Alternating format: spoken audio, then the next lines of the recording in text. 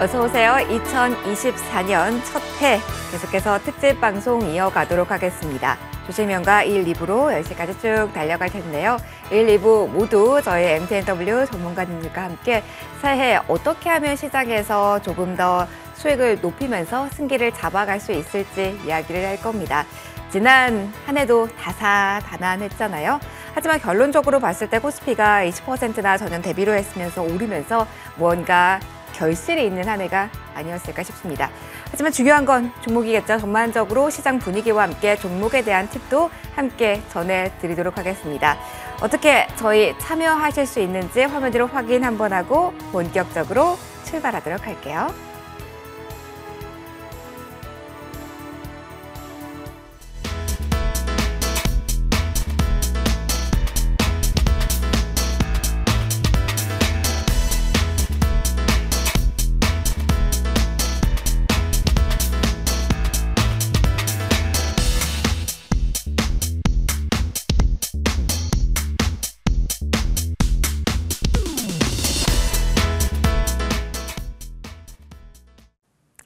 일부 본격적으로 시작할 겁니다. 두 분의 어드바이저와 함께 시간 만들어갈 텐데요. 머니투데이 방송에 강력한 두 분 하면 생각나는 분들이 아닐까 싶습니다. MTNW 나이돈 박재호, 임강빈 위원과 함께하겠습니다. 두 분 모두 어서 오십시오. 네, 반갑습니다. 네, 안녕하세요. 안녕하세요. 네. 새해 복 많이 받으세요. 많이 받으세요. 고맙습니다. 새해 복 많이 받으세요. 예, 되게 어색해 하시네. 아니요, 목이 좀 살짝 잠겨가지고. 네네. 네, 그래서 제가 목이 그렇습니다. 잠겼다고 하셔서 네. 새해 복 많이 받으세요 하면서 좀 풀려고 했습니다. 네. 자, 기분 조금 더 긍정적인 마음으로 시작을 해보려고 합니다. 시장 분위기를 파악을 먼저 해야 될 것 같아요. 올해는 상반기가 좋을까? 하반기가 좋을까? 이것에 대해서도 증권가의 분석도 엇갈리고 있는 상황이라서 두 분의 위원님들께 질문 드리면서 팁을 많이 얻어보도록 할게요. 먼저 나인호 위원님, 네. 올해 증시 저희 정말 많은 네. 일을 겪었잖아요. 올해는 어떻게 예상하십니까? 일단 올해는 마무리가 좋았어가지고 아마 많은 분들이 시장에 대해서 좀 긍정적인 뷰라든지 약간의 설레임, 기대감 상당히 많이 갖고 계시라 생각을 합니다. 일단은 시장 전체적으로 놓고 보게 된다면 지금 오랜 시간 동안 어찌 보면 작년이죠. 작년에 그리고 그 전년도에도 계속적으로 지지해 줬었던 가격대인 2600, 2650포인트대를 이제 모처럼 만에 돌파를 했습니다. 그래서 2655포인트로 마감을 지었고 또 때마침 지금 삼성전자라든지 뭐 SK하이닉스 그 외 코스피 200 구성 종목군들의 어떤 외인가 기관의 수급 역시 마찬가지로 상당히 집중이 되고 있습니다. 그러다 보니 지금 시장에서 갈팡질팡할 수가 있어요. 왜냐? 자, 무거운 주식을 해야 될까? 가벼운 주식을 해야 될까? 자, 이 부분이 지금 갈팡질팡하고 있는데 자, 일단 정리해서 말씀을 드린다면 일단 뭐든지 첫 단추를 어떻게 끼우느냐가 중요할 것입니다. 즉, 첫 단추를 지금 현재 시점 내일장부터 2650 또는 2600포인트를 깨지 않는다라면, 이탈하지 않는다라면 조금은 무거운 주식에 내 자산이 지금 뭐 예를 들어서 운용 금액이 1억 원이다라고 한다라면 최소 30%에서 50% 이상은 좀 무거운 주식에 예를 든다라면 뭐 삼성전자가 되었든 뭐 하이닉스가 되었든 최근에 뭐 이제 포스코 계열사도 상당히 흐름이 좋았었죠. 그런 것들 다 비롯해서 뭐 로봇 아니면 뭐 양극재, 반도체 무엇이든지 간에 좀 끌고 가는 주식을 한번 해볼 필요가 있겠고 만에 하나 2650포인트 그리고 2600포인트 마저도 이탈하게 된다면 우리가 조금은 단기 모멘텀 즉 어떤 뉴스라든지 어떤 호재에 의해서 상승세를 보여주는 종목군들 위주로 좀 거래를 하시는 것을 좀 추천드리겠고 제일 좀 아쉬운 게 지수가 상승하건 하락하든 간에 어떠한 재료가 없는 단순히 차트만 본다든지 아니면 그냥 느낌이 좋아서 또는 과거에 많이 올랐기 때문에 많이 올랐고 현재는 뭐 고점 대비 최소 50% 이상 하락을 하면서 횡보를 하고 있기 때문에 뭐 이런 주식들을 사놓고 오르기를 기다리시는 분들도 많이 계신데요. 아마도 새해에 방금 전에 말씀드린 대로 그냥 지붕 뚫고 하이킥 하듯이 날아간다라면 그냥 무거운 주식 사놓고 기다리시면 됩니다. 근데 그게 아니면 일단 확실하게 모멘텀이 있는 주식 위주로 좀 보실 필요가 있겠고요. 추가적으로 말씀드린다라면 또 전년도도 마찬가지지만 사실 실적 또는 실체 그런 어떤 섹터가 명확한 것들에 좀 집중하실 필요가 있습니다. 즉 예를 든다라면 정말 뜬금없이 단발적으로 뉴스가 나오고 시세가 꺾이는 게 대표적으로 지난주에 제약바이오였죠. 물론 그중에서 뭐 HLB처럼 강한 시세를 보여주는 종목군들도 몇몇 개가 있었지만 사실상 그러한 것들이 간다고 해서 작은 뉴스 별것 아닌 아주 미미한 뉴스만으로 하루에 강한 시세를 보여주고 그 다음날 개파락 마이너스 10% 이상으로 시작하는 종목군들도 너무나 많았습니다. 즉 제가 이런 말씀을 드린 이유는 오히려 로봇이라든지 또는 뭐 기술적 반등에 의한 양극재라든지 또는 지금 현재 반도체에 대한 사실상 기대감이 상당히 좀 많이 팽배한 상황인데 이런 쪽에 어떤 실체가 있는 그런 섹터라든지 테마에 집중하신다면 조금 더 나은 결과를 내실 수가 있으실 것이고 여러분들이 어떤 종목을 선택하시든지 간에 그 재료가 3일 이상 가려면 섹터주여야 됩니다. 그러니까 섹터주가 아닌 이상 개별주를 거래한다 또는 어떤 뉴스에 의해서 상한가를 갖고 그 다음날 시세가 어찌 될지 모른다라고 하더라도 기본적으로 3번 이상 짧게는 2번 정도 강한 시세가 나온 종목군들은 그 시세의 연속성이 거의 3일째에 끝나는 경우가 너무나 많습니다. 그렇기 때문에 여러분들께서도 어떤 모멘텀 트레이딩을 한다 할지라도 짧게는 하루 길어도 3일 내에는 끝내신다라고 생각하시고 3일 이후에 음봉이 나오는데 여기가 눌림이다, 조정이다 또는 특정 가격대에서 지지를 받아줄 것이다 라는 생각으로 물타기를 한다든지 등에 대응을 하신다면 연초부터 첫 단추 잘못 끼울 수가 있다 이렇게 좀 말씀을 드리겠고요. 늘 말씀드리지만 저는 여러분들이 중장기 투자에서 가장 큰 돈을 벌 수 있다고 말씀드립니다. 하지만 그 중장기 투자를 할 때 제가 늘 말씀드리는 게 피 같은 돈으로 하시기보다는 그래도 캐시카우, 즉 내가 주도주가 하루든 이틀이든 연속성을 보이는 종목에서 단타를 하든 스케일을 하든 상따를 하든 어떤 식으로든지 간에 수익금을 좀 쌓아 나가시는 기본적인 매매 툴을 갖추시고 그에 따른 수익금으로 중장기 종목 또 나름 끌고 가시는 매매까지 같이 겸하신다면 올해 정말 좋은 결과들 내실 수 있으실 거다라고 생각합니다. 올해 어떠한 포인트를 봐야 되는지 깔끔한 정리를 들어봤습니다. 이어서 임강민 위원님의 팁도 들어보도록 할게요. 위원님과 이렇게 대면으로 만나서 방송을 하는 건 처음인데 그래서 저도 방송 중에만 이야기를 들었다가 실제로 여쭤보려니까 살짝 떨리기도 합니다. 올해는 어떻게 보시는지 워낙 시장 주도를 잡고 눌림을 활용하고 이런 용법에 강하셔서 궁금합니다. 어떤 포인트 올해는 증시에서 변수로 보실까요? 제가 앵커님께 질문을 드리고 싶어요. 네. 앵커님은 작년의 목표 중에 달성하신 목표가 있으신가요? 작년의 목표는 네. 다시 올해로 넘어왔습니다. 그러시군요. 예. 우리가 인간이 참 이게 어려운 것 같아요. 어려워요. 그러니까 자기 생각대로 모든 게 이렇게 풀리면 참 좋은데 우리 생각대로 참 잘 안 됩니다. 우리 생각대로 매일같이 모든 것들을 할 수 있는 사람을 영웅이라고 해요. 자, 우리 당장 내일의 인생들은 풀지를 못해요. 근데 증시를 1년을 전망한다? 안 돼요. 불가능한 겁니다. 증시 항상 이맘때 되면요 누구는 뭐 이렇다 누구는 또 저렇다 또 증권사에서 여기까지 간다 누구는 또 여기까지 떨어진다 이런 얘기들 합니다. 맞던가요? 다 틀려요. 맞는 사람이 없습니다. 왜? 아예 초부터 이거는 불가능한 영역입니다. 그러니까 1년치를 전망한다? 말 같지도 않은 소리입니다. 그런 얘기들은 우리는 하면 안 되고 자 그러면 24년도의 포인트가 뭔지를 짚어보자라는 겁니다. 자 24년도를 짚어보기 전에 그러면 어제까지만 해도 안 됐다가 다음날 되는 게 있습니까? 아니 사람들이 그래요. 24년도 1월 1일이 됐으니까 나는 올해 뭘 해야겠다 이걸 해야겠다 저걸 해야겠다 하는데 아니 어제까지 안 됐다가 오늘 자고 일어났는데 되는 게 세상에 어디 있습니까? 그런 거 없단 말이죠. 그러니까 결국엔 해는 바뀌었지만 어제와 오늘은 결국에는 같다. 그러면 모든 것들은 연속성상에서 있는 거예요. 그래서 24년도를 풀기 위해선 23년도가 어떻게가 됐었는지를 푸는 게 먼저는 중요하다는 말씀을 드리겠고 1년치를 보기보다는 당장 1월 달까지의 흐름들을 제가 좀 말씀을 드리고자 합니다. 앵커님, 얼마 전에 9월 달, 10월 달에 주가가 많이 빠졌잖아요. 우리나라가. 맞아요. 네. 맞아요. 네, 그랬었어요. 그때 외국인들이 우리나라에서 코스피, 코스닥 선물까지 대량 매도했었죠. 맞아요. 그때 한 7조 5천억 정도 매도를 했었거든요. 근데 11월 달부터 12월 달까지 2달 동안 정말 많이 맞아, 했어요. 엄청나게 많이 네. 샀어요. 16조 원을 순매수했습니다. 여기서 포인트가 나와요. 9월 달, 10월 달에는 외국인 투자자들이 7조 5천억을 주식을 팔았는데 11월 달, 12월 달 되니까 변했어요. 16조 원을 매수했습니다. 매도했던 것보다 훨씬 더 엄청나게 많이 매수를 했죠. 그러면서 변화가 나타납니다. 어떤 변화냐면 환율이 떨어지고 있어요. 달러가 강세를 보였다가 달러 지수가 100포인트 때까지 빠지는 현상이 나오고 있습니다. 그리고 이 달러 지수를 빠지게 하는 근본적인 이유 중에 하나는 바로 금리 인하, 기대감이죠. 많은 사람들이 그런 얘기를 합니다. 오, 야, 금리 나면 지수 엄청 좋지 않겠어? 라고 얘기하는데 여러분, 포인트가 있습니다. 뭐냐면 20년도에 금리 인하해서 주가 엄청 올라갔잖아요. 그때 20년도 때 기준금리 0%였어요. 근데 내년도에는 금리를 인하한다 하더라도 25bp 3번이면 0.75% 금리 인하를 하니까 그래도 4%대요. 여전히 금리는 높아요.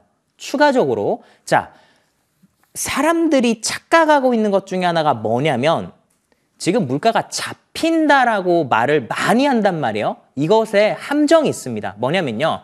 자, 물가 상승률이 잡히는 거지 물가가 떨어지는 게 아니라는 겁니다. 요즘에 김밥 천국 가보면 김밥 한 줄에 3,000원이에요. 물가가 떨어진다 해서 이게 내년에 2,500원, 올해 2,500원으로 바뀔까요? 그거 아니라는 겁니다.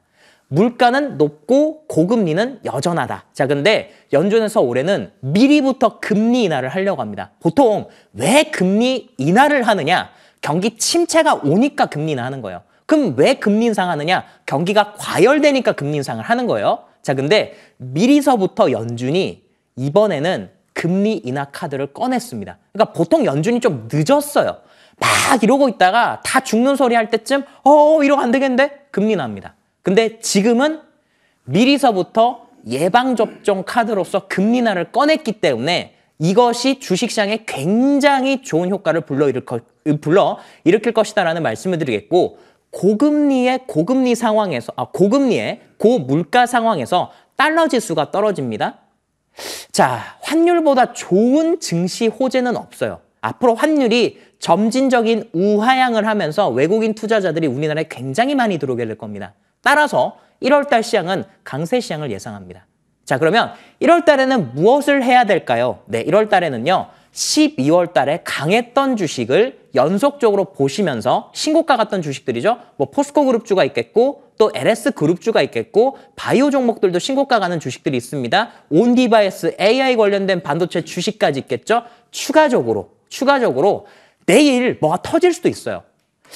작년에 23년도 1월 달을 여러분들 생각해 보시면 삼성전자가 레인보우 로보틱스에다가 590억 3자 배정 유상증자 하고 나서 로봇 주식들이 섹터를 이루면서 테마가 탔었습니다. 근데 12월 달에 성장주 테마가 없었어요.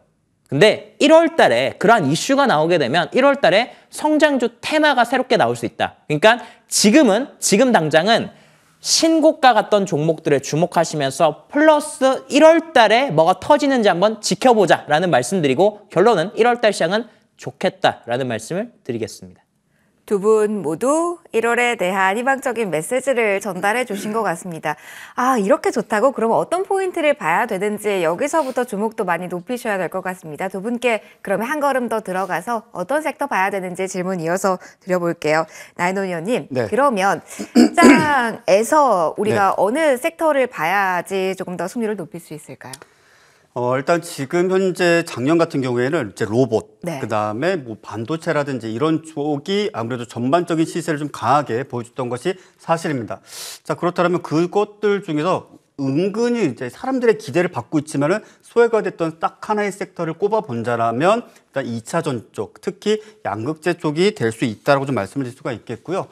사실 본다면 많은 분들이 에코프로비엠이라든지 포스코 퓨처엠의 고점에 물려 계신 분들도 많습니다. 하지만 고점 달성 이후 지금 오랜 시간 동안 가격 하락과 횡보 그리고 강력한 지지 그리고 때때로는 최소 5천억 원, 많게는 1조 원 규모의 거래대금까지 정말 놀라울 정도로 좀 보여주고 있어요. 하지만 그 이후의 시장은 조금 아쉽긴 한데 자, 지금부터 중요한 것은 미국의 인플레이션 감축 법안에 대한 확실한 수혜가 예상되고 있는 시점입니다. 즉 인플레이션 감축 법안이라는 것이 작년에 발의가 되었고 또 법안 통과를 하였고 실질적으로 미국 내에서 생산된 뭐 양극재라든지 음극재라든지 또는 양극재를 생산할 때도 그 안에 들어가는 뭐 니켈, 뭐 아니면은 망간이라든지 이런 부분들에 대해서 실질적으로 미국 내에서 수급이 된 또는 중국에서 넘어오지 않은 것들만 지금 미 정부에서 이제 보조금을 지급해 주지 않습니까? 그에 대한 어떤 수혜도 우리가 충분히 기대해 볼 수가 있겠고 더 나아가서 많은 분들이 어찌 보면 앞서도 말씀드렸지만 이제 실체가 있는 섹터를 제가 보자라고 말씀을 드렸는데 자, 주가는 고점 대비 어찌 본다면 마이너스 한 30% 이상은 지금 빠졌습니다. 다만 중요한 것은 매출과 실적은 그대로 유지가 되고 있거나 또는 전년도 또는 그 전년도에 우리가 어찌 본다면 공급 계약을 거의 조 단위로 맺지 않았습니까? 그 조 단위로 계약을 맺었던 게 뭐 3조 원이라고 가정한다면 2년 동안의 공급 계약이었습니다. 즉 이제 공급 계약이 어느 정도 끝났고 생산 설비에 대한 캐파도 어느 정도 이제 줄어드는 상황에서 새로운 공급 계약을 또 맺게 된다라면 그 역시 마찬가지로 주가에 강력한 영향을 미칠 수 있는 시너지 효과를 기대해 볼 수 있다라는 점을 다시 한번 좀 말씀을 드리겠고요. 또 여기서 또 한 가지를 짚고 넘어간다라면 이제 전고체 배터리에 대한 기대감을 많은 분들이 갖고 계십니다.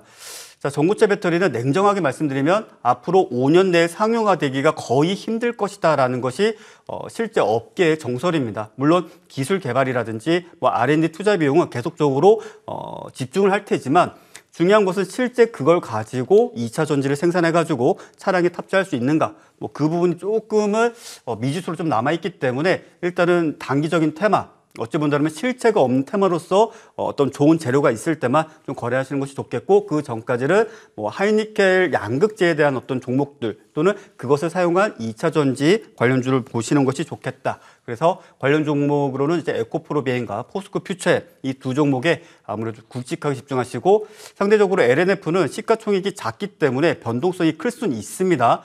물론 나는 짧게 치고 빠진다. 그럼 LNF 보시겠지만 묵직하게 끌고 간다. 그러면 포스코 퓨처엠과 에코프로비엔 지금 자리 참 좋다. 이렇게 말씀을 드리겠고요. 이어서 한 가지 더 말씀을 드린다면 이제 반도체에 대한 기대감이 상당히 많습니다. 일단 기본적으로 우리가 일반적인 PC를 사용하고 있을 때 현재 시점에서는 거의 DDR4라는 것을 거의 한 80% 정도 사용을 하고 있다고 보시면 될 것이고요. 새롭게 지금 만들어지고 있거나 또 새롭게 뭐 조립 PC를 구매하시는 분들 같은 경우에는 DDR5로 좀 넘어갈 수 있습니다. 근데 거기 보시면 여러분들 무슨 헤르츠라고 있습니다. 뭐 4900, 6200, 7200 이런 헤르츠가 있어요. 이게 뭐냐면 일종의 속도라고 보시면 됩니다. 근데 이게 실질적으로 완벽하게 속도가 제대로 작동을 하지 않습니다. 현재 기술로는. 그리고 더 나아가서 실제 내가 원하는 만큼의 그 소켓에 다 끼울 수도 없어요. 그러다 보니까 지금 중요한 분야에서는 DDR4를 아직까지도 사용을 하고 있습니다. 근데 이게 내년 2분기, 3분기 지나면은 이제 서서히 그 활용 범위라든지 수요가 더 증가할 것이다. 그리고 내년 3분기 정도 되면은 이제 DDR4는 아예 사라질 것이고, 그 사이에 이제 낸드 플래시도 마찬가지로 수요가 더욱더 증가하게 될 것이다. 기존의 하드디스크를 대체하는 데이터 센터에 납품되고 있고 공급되는 그런 어떤 NVMe라든지 SSD 이런 것들이 이제 낸드 플래시 아닙니까? 자, 이런 부분들도 상당히 수요가 증가될 수 있기 때문에 어찌 본다라면 삼성전자와 하이닉스 모두에게 호재일 수 있습니다. 다만 냉정하게 말씀을 드린다라면 삼성전자보다는 SK하이닉스가 실질적으로 글로벌 시장 점유율이 점차 확대가 되고 있다는 점을 우리가 한번 좀 눈여겨보실 필요가 있겠고, 사실 이 외에도 여러 가지 섹터가 있지만 일단 대표적으로는 양극재 그리고 반도체 두 가지 섹터를 이렇게 설명드리도록 하겠습니다. 반도체 그리고 양극재 쪽에 포커스 맞춰서 이야기해 주셨습니다. 임강빈 위원님의 이야기도 듣고 싶으실 겁니다. 1월 초강세 그리고 무언가 기다림 힌트를 좀 주셨던 것 같습니다. 그래서 궁금해요. 어느 쪽에 포커스 조금 더 좁혀서 줘볼까요? 제가 아까 말씀드렸던 대로 12월 달에 강했던 종목들이 1월 달까지 강할 것이다라는 말씀을 드렸죠. 우리가 증시라고 하는 게 갑작스럽게 하락장이 되지 않는 이상 12월 달 연말에 분위기 탔던 종목들이 1월 달까지 좀 좋은 시세를 내는 경우들이 있습니다. 그러니까 최근에 한 3년치를 생각을 해보시면 20년도의 시장은 강세장이었어요. 20년도 시장 강세장이었고 20년도 연말에 증시가 좋았죠. 그리고 그게 1월 달까지 가게 됩니다. 그 당시 1월 달에 올랐던 종목들을 보면 새로운 게 없었어요. 어떤 종목들이 올렸었냐? 20년도 12월 달에 신고가 갔던 종목들이 계속 올라갔습니다. 자, 그러면 21년도에서 22년도 넘어갈 때는 어땠느냐? 이때는 조금 달랐어요. 왜 달랐냐? 21년도 12월 달이 코스닥이 7%가 올랐거든요. 지수가 엄청 올랐는데 갑자기 22년도 1월 달 가니까 미국 나스닥이 20% 넘게 빠집니다. 증시가 엄청나게 안 좋았어요. 그러니까 22년도가 들어서자마자 갑작스럽게 러시아에서 전쟁 터지고 금리 인상 얘기 나오면서 지수가 안 좋았죠. 그러니까 자금이 빠져나가고 그 안에서 전쟁 관련된 테마 주식들이 올랐는데 12월 달 여러분들 분위기 기억하실 겁니다. 어땠어요? 굉장히 그래도 괜찮았어요. 이 정도면 해볼만 한데라는 느낌이 드는 그런 시장이었습니다. 자, 우리가 주식이라고 하는 게 당장 막 그래요. 여러분은 TV 방송 보면 코스피 오른 날, 코스닥 오른 날 증시 좋다고 얘기하잖아요. 근데 여러분들 그 공감하세요? 어떤 날은 공감하는데 어떤 날은 공감이 안 될 때가 있어요. 방송에서 보면은 그냥 시장만 빨간불 나오면 좋대. 저는 솔직히 공감을 못 하겠어요. 왜냐면 어떤 날에는 지수가 올랐을 때 대형주만 올라서 외국인 기관 그들만의 잔치가 있을 때가 있고 어떤 날은 우리가 좋아하는 그런 주식들이 막 올라가서 실제로 계좌가 터지는 날들이 있습니다. 근데 최근에 주식시장을 보면 이제 그런 분위기로 가고 있어요. 자, 9월달, 10월달에 지수가 안 좋았어요. 그리고 11월달, 12월달에 외국인들 많이 샀는데 솔직히 이 구간대에서는 거의 대부분 투자자들이 체감상 느끼지 못합니다. 언제 그러면 느끼냐? 지금부터 느끼게 될 겁니다. 12월 말부터 신고가 가면서 종목들이 빵빵 터지잖아요. 그 관련된 주식들을 보유하고 계신 분들은 그래도 굉장히 많이 좋아졌네 라는 것들을 느끼셨을 겁니다. 그러면 24년도에 어떤 업종과 테마를 주목을 해야 되냐? 자, 이렇게 말씀드립니다. 24년도 1년을 절대 예상할 수가 없다라는 말씀을 드렸죠. 제가 지금부터 여러분들에게 말씀드리는 것은 24년도 1월 달에 국한된 내용이고 추가적으로 더 나아가게 되면 이 경제 주기가 끝나기까지인데 그 부분들을 차근차근 말씀드리겠습니다. 결론적으로 12월 달에 좋았던 종목들을 봐야겠죠. 자, 그것은 신고가 관련된 주식이고 대표적으로 포스코 DX를 비롯한 포스코 그룹주가 있겠습니다. 차트 한번 보겠습니다.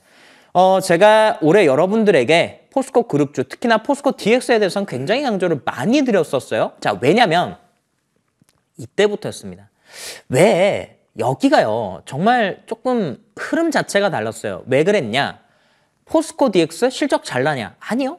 실적 그렇게 잘 나지 않아요. 이게 이만큼 시가총액을 가지고 갈 수 있는 수준의 영업이익이 나느냐? 아닙니다. 근데 정권이 바뀌게 되면 그 정권 안에서 특정 그룹주가 큰 돈이 들어오면서 큰 랠리를 펼치는 때가 있다는 말씀을 드렸습니다. 이전 정권에서는 효성 그룹주가 그랬고요. 올해는 포스코 그룹이 그 픽을 받았다라는 말씀을 드렸죠. 그리고 나서 제가 여러분들에게 이 구간대에서 포스코 그룹주를 말씀드리고 나서 주가가 창 마감일까지 신고가를 갔습니다. 무슨 말입니까? 포스코 그룹주는 선택받은 겁니다. 이 정권에서. 그러면 여전히 24년도에도 포스코 그룹주는 잘 갈 것이다라는 말씀을 드립니다. 누군가는 그랬어요. 이 자리가 쌍고점이다라는 말씀을 드렸는데 아니요. 저는 여기 뚫을 거라 말씀드렸습니다. 자, 포스코 그룹주가 잘 갈 거예요. 포스코 DX, 포스코 홀딩스, 포스코 인터내셔널, 포스코 그룹주는 이 세 가지를 보시면 되겠습니다.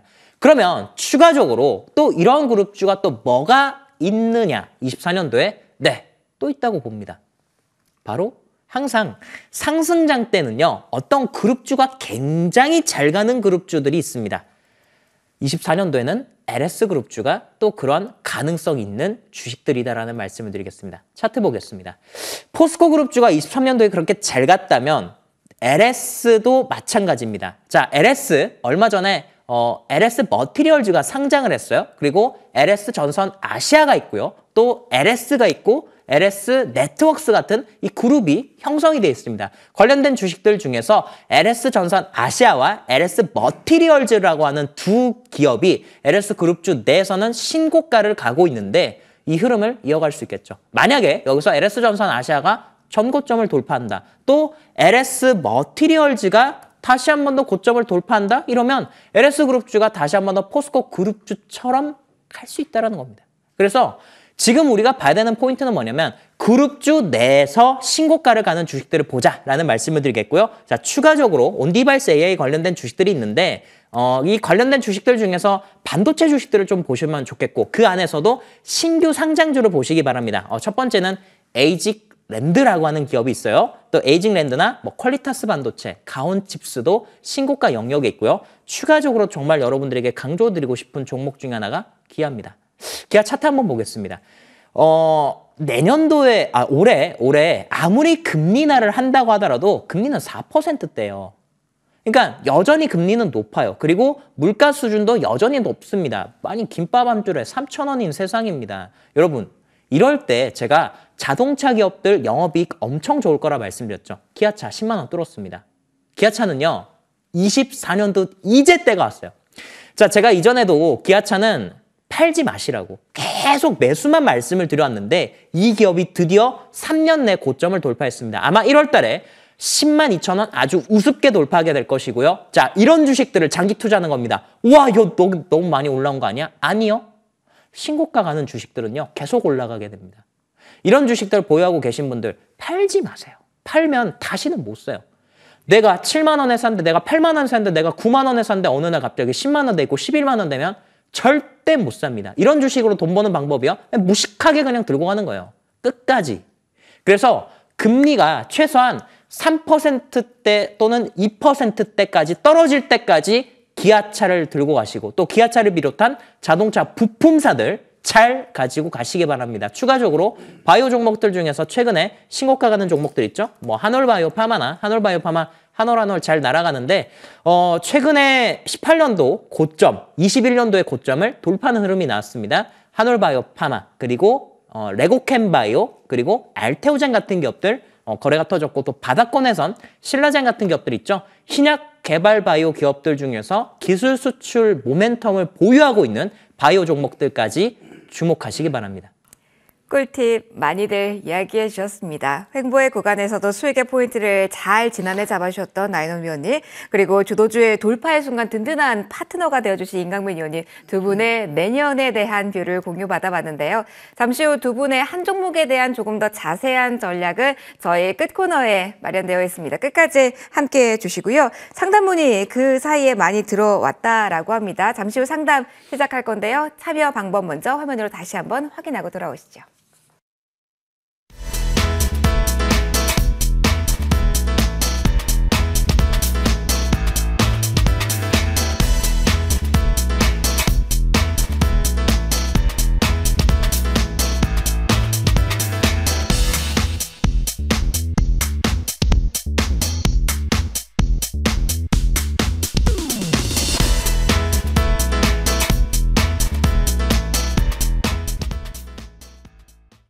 많이들 기다리셨죠? 종목 상담 시작하도록 하겠습니다. 전화 연결 먼저 들어와 있습니다. 첫 번째 시청자님부터 만나 뵙도록 할게요. 연결되셨고요. 안녕하세요. 네, 안녕하세요. 안녕하세요. 새해 복 많이 받으세요. 네, 복 많이 받으세요. 아이고, 저희 코너의 첫 시청자분입니다. 어떤 네, 종목 가지고 감사합니다. 계신지 이야기해 주시면 저희가 고민하신 부분 좀 풀어드릴게요. 어떤 종목이신지 네. 매수하신 네, 저는- 가격, 비중 말씀해 주세요. 네, 저는 이스페사시스요. 네. 매수가가 3만 원에 20%입니다. 3만 원이시면 지난해 조가가 29,450원인데 혹시 언제쯤 매수를 하셨는지 여쭤봐도 될까요, 시청자님? 네, 그러니까 이제 작년이 되겠죠. 작년 정확한 시기는? 네네네. 이게 수익도 좀 나고 했었는데 안 팔았거든요. 아, 그러셨군요. 수익의 네. 구간에 있었다가 요즘 좀 변동성이 있어서 정확한 타이밍 좀 네. 여쭤봤어요.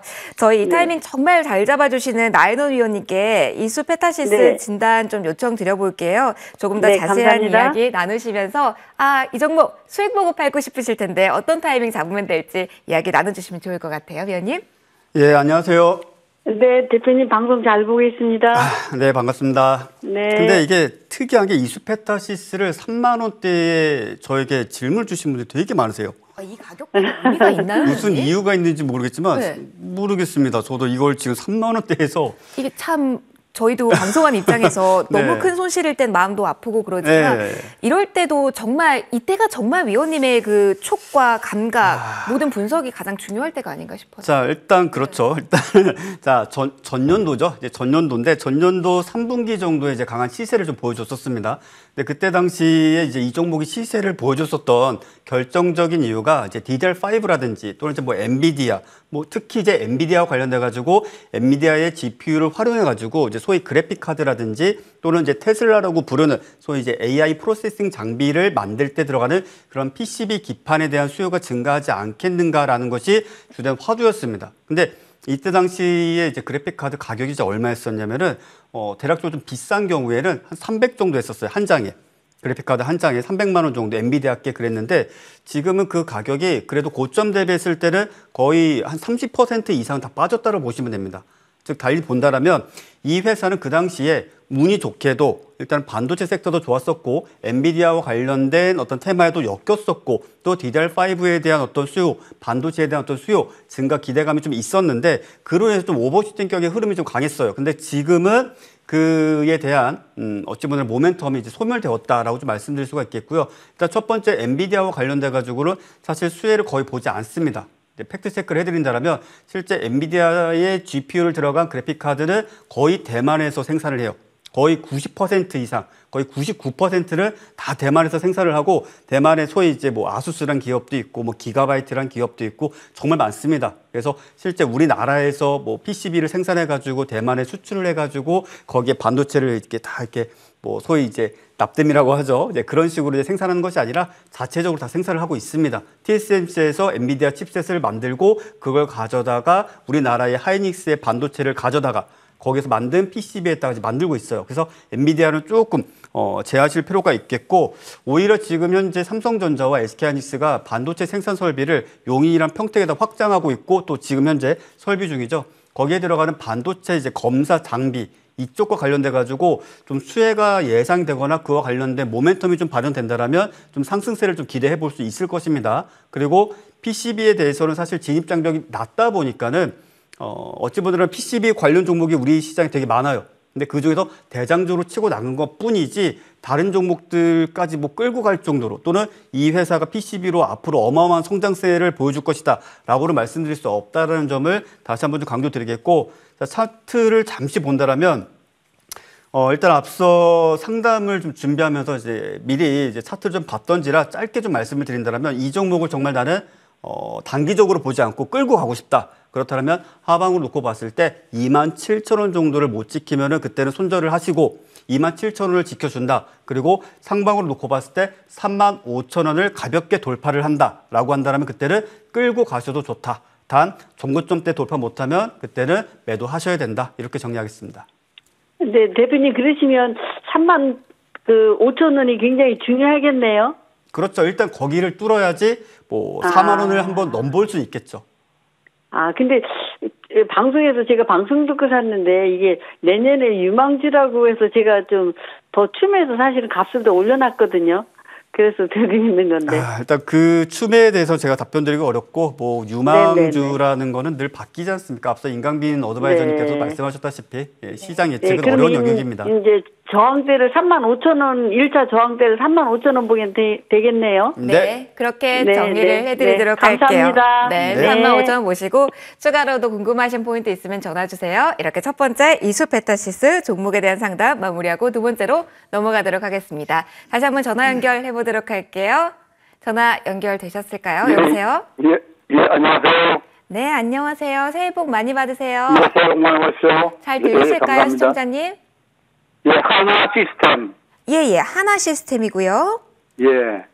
그리고 비중하고 매수하신 가격도 예. 같이 받을 수 있을까요? 16,500원에 20%입니다. 알겠습니다. 16,500원에 20%. 임강빈 위원님과 상담 도와드리도록 할게요. 예. 이 정도면 주도 성격을 가지고 가는 종목일지도 궁금합니다. 위원님, 이어받아 주시죠. 선생님 반갑습니다. 예, 반갑습니다. 네, 예. 소리 잘 들리시죠? 예. 네. 저녁 식사는 뭐 하셨어요?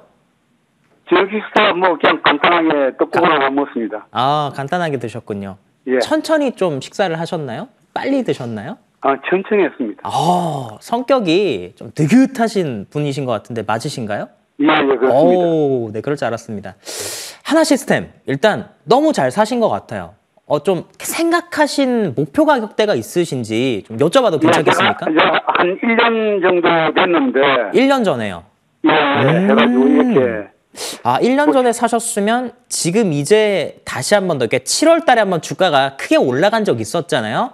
올라갔다가 주가가 한번 빠졌을 때, 그때 한번 좀 실망하셨겠네요. 그러다가 지금 지수 다시 올라오면서 종목 올라오니까, 이 구간대에서 어떻게 할까 이렇게 좀 고민을 이렇게 하시면서 전화를 주신 것 같은데, 전화 정말 잘 주셨습니다. 최근에 하나 시스템, 여기서부터 어떤 관점을 봐야 되냐면, 하나 시스템이 적외도 위성통신 관련된 내용 찾아보셨죠? 예, 알고 있습니다. 그 예. 관련된 내용으로 지금 주가가 올라가는 거고 지금 하나시스템의 포인트는 그거예요. 지금의 이 위치가 어느 위치냐면 21년도에 이 회사가 유상증자한 거 아시죠? 예, 압니다. 네, 맞아요. 유상증자 썼을 때 회사에서 목표치로 내세웠던 목표가 있는데 혹시 아시나요? 그거는 모릅니다. 제가 가르쳐 드릴게요. 이 회사가 유증할 때 우리 회사 25년도까지 매출 1조 원까지 낼 거고 30년도까지 2030년도까지 그러니까 지금부터 한 6년 뒤죠. 5조 8천억 정도 매출을 예상을 했습니다. 그러면 지금 하나시스템이 1년에 매출이 어느 정도 나냐면 3천억 수준이에요.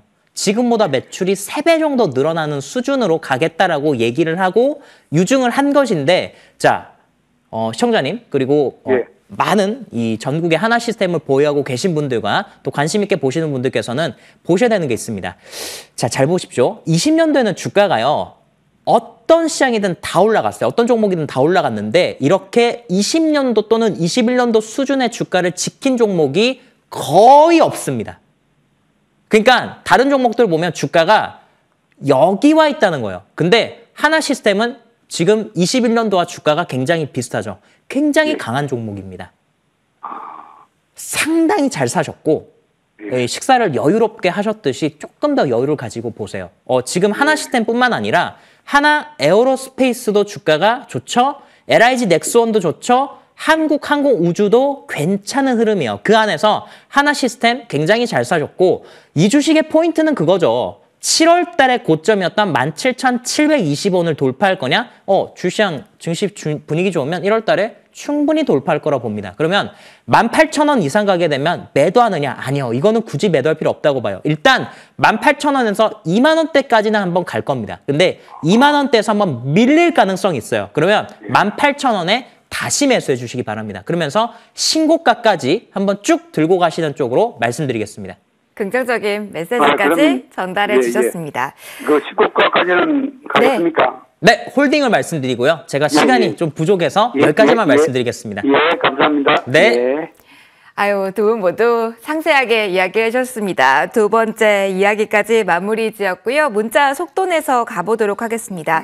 저희 문자 5929 뒷자리님께서 보내주신 종목 바로 나인원 위원님과 상담 진행하도록 할게요. 네. 루닛이고요. 3% 비중은 높지 않습니다. 91,000원 매수가인데요. 네. 루닛 하면 지난해 위원님과 정말 초부터 그 랠리를 함께했던 대표적인 나인원 그쵸. 위원님의 홀인원 종목이기도 합니다. 그래서 딱 맞춤 상담 종목이 아닐까 싶은데 어떤 이야기 들려주실까요? 그러니까 요즘 시장에 돈이 없습니다. 그러니까 전에도 한번 그 프로그램에서도 제가 말씀을 드렸지만 돈이 없다 보니까는 같은 테마, 같은 섹터 내에서도 가는 놈만 갑니다. 대표적으로 두산 로보틱스가 거의 200% 가까이 상승할 때 모두의 기대를 받았고 저의 기대도 정말 받았었던 레인보우 로보틱스 기껏 30%밖에 오르지 않았습니다. 제가 이 말씀을 드린 이유는 루닛 좋습니다.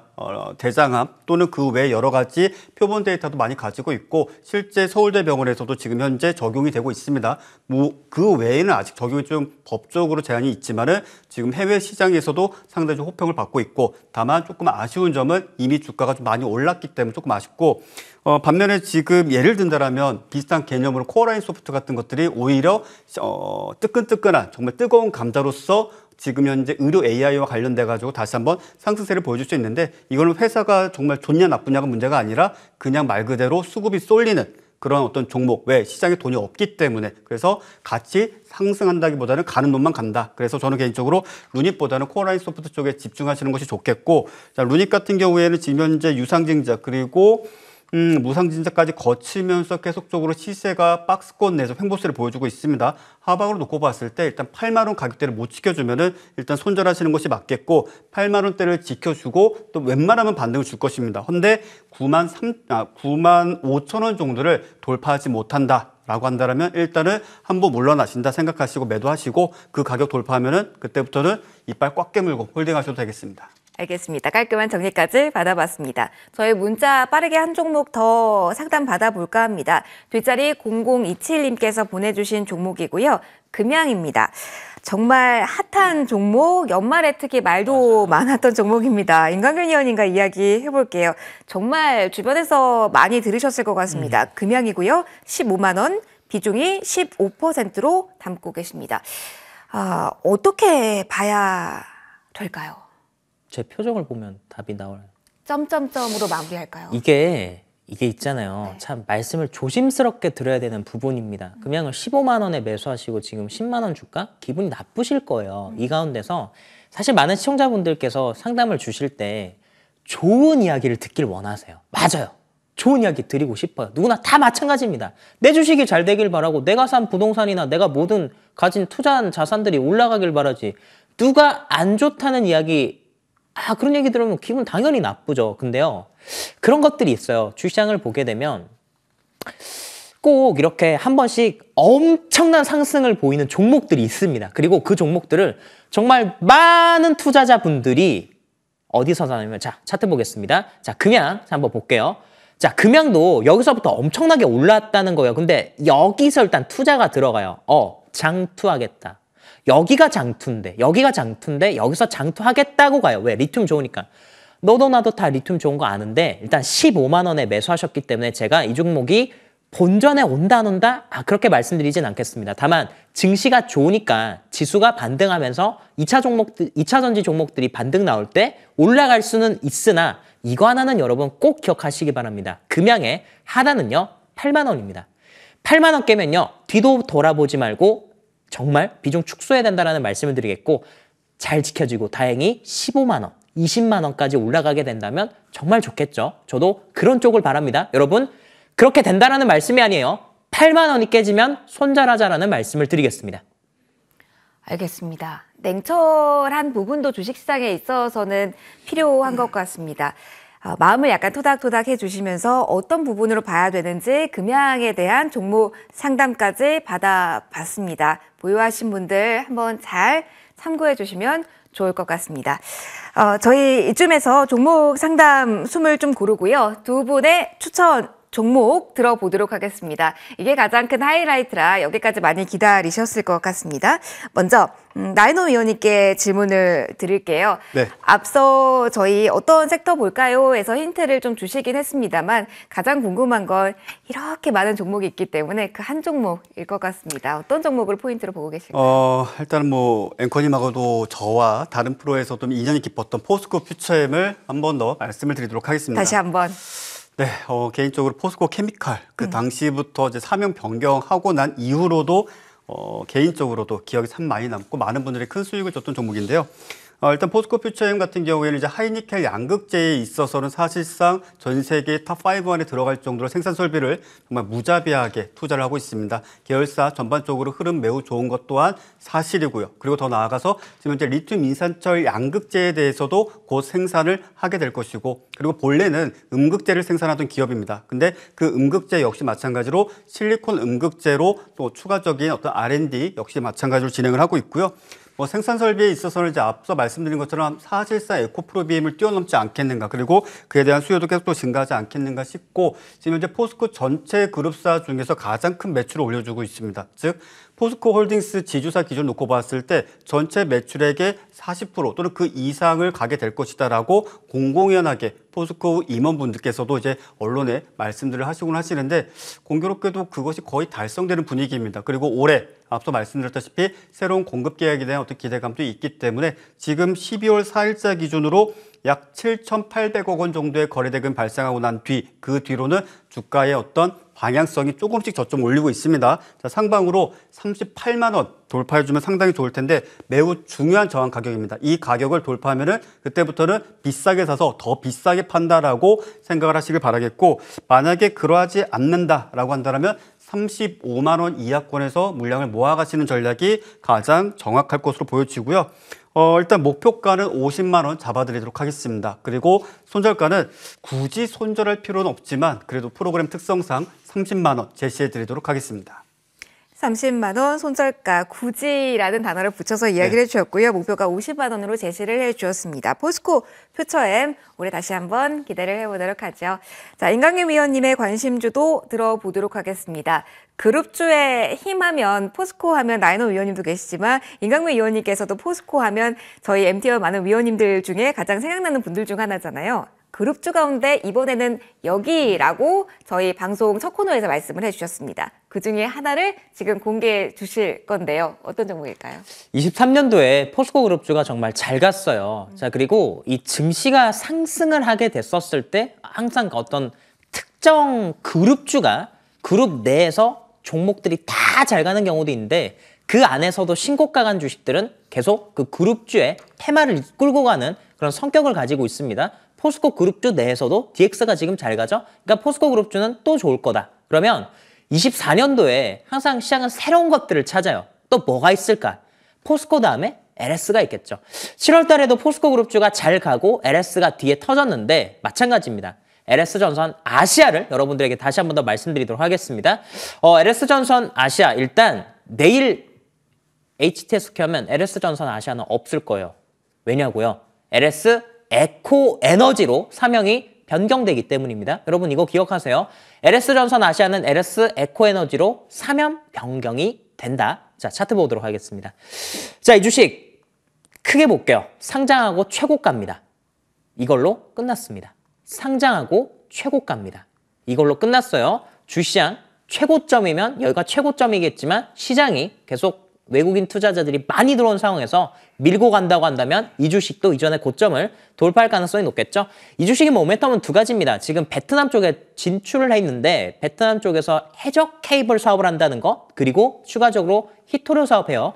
LS가 7월 달에 포스코 그룹주가 크게 올라가고 나서 2차전지 관련된 주식들로서 후발주자로 올라갔는데 LS전선 아시아 히토류 관련된 신사업을 추가했습니다. 이것은 LS그룹 내에서 2차전지 시너지 효과를 낼 것이고 자, 추가적으로 고금리의 고물가입니다. 전성그룹주들 이 가운데서 시세를 폭발적으로 매출을 폭발적으로 낼 환경이다라는 말씀을 드립니다. 따라서 이 주식은 이전의 고점 한 번도 가보지 못했던 이 23,200원을 돌파할 가능성이 높죠. 제가 이거 12월 달 때부터 17,000원 할 때부터 신고가 갈 거라고 계속 말씀드렸어요. 자, 목표가 겸손하게 1차 목표가는 25,000원을 말씀드리겠고요. 손절은 17,000원을 말씀드리도록 하겠습니다. 알겠습니다. 겸손하게 제시를 해주신다고 했으니까요. 추가로 이야기를 하면서 더 어디까지 볼 수 있는지 더욱더 팁도 위원님과 얻어가시면 좋을 것 같습니다. 저희 1부 거의 마무리할 시간입니다. 아쉽다 벌써 하시는 분들, 두 분의 이야기 더 듣고 싶어요 하시는 분들 계실 겁니다. 저희 방송 직후 9시부터 두 위원님의 무료 공개 방송이 예정이 되어 있습니다. MTN 밴드 들어가시면 두 분 만나보실 수 있고요. 약간 힌트 좀 드려보도록 할게요. 간략하게만 소개 받아볼게요. 라이논 위원님, 네. 어떤 이야기 해주실지 간략하게만.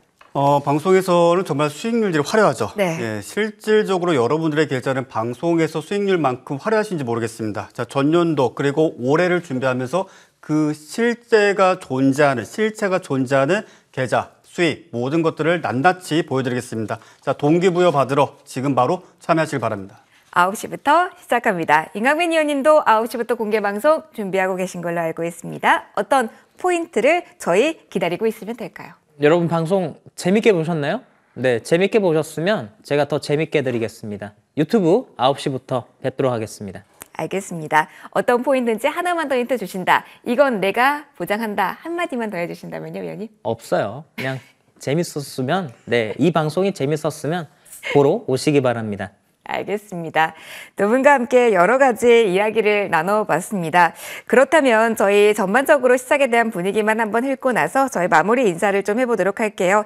지난 한 해 동안 여러 가지 이야기가 있었고요. 코스피 지수가 2650선 위에서 마무리가 됐습니다. 코스닥은 866선에서 마무리가 됐고요. 여러 가지 이야기가 있었지만 그래도 결과론적으로는 좋은 주식시장 한 해였다는데 또 위원님 말씀하셨던 것처럼 수익의 내 계좌는 거기에 대한 포인트는 물음표이신지는 분들도 많으실 겁니다. 거기에 대한 물음표는 저희 공개방송 준비가 되어 있으니까 거기서 해결을 해보시면 좋을 것 같아요. 인터넷 검색창에서 MTN 밴드 확인을 해주시면 되고요. 이렇게 들어가시면 저희 방송 중이라고 안내해드린 두 위원님은 방송 중 저렇게 뜰 겁니다. 클릭하셔서 들어가시면 지금 재미있게 이야기 많이 나누신 위원님들과 함께 이야기 풀어가실 수 있으니까요. 지금 바로 들어와 주시면 좋을 것 같습니다. 이렇게 저희 일단 프로그램은 1부가 마무리가 준비가 됐습니다. 1부 함께해 주신 나인원 임강배 위원님과는 인사를 같이 드리면서 마무리를 드릴 거고요. 저희는 또 2부는 준비하고 있습니다. 2부에서는 김기수, 김도영 두 위원님과 함께할 테니까요. 잠시 후 돌아오도록 하겠습니다. 1부에 대한 인사 먼저 드리도록 할게요. 저희는 잠시 후에 돌아오겠습니다.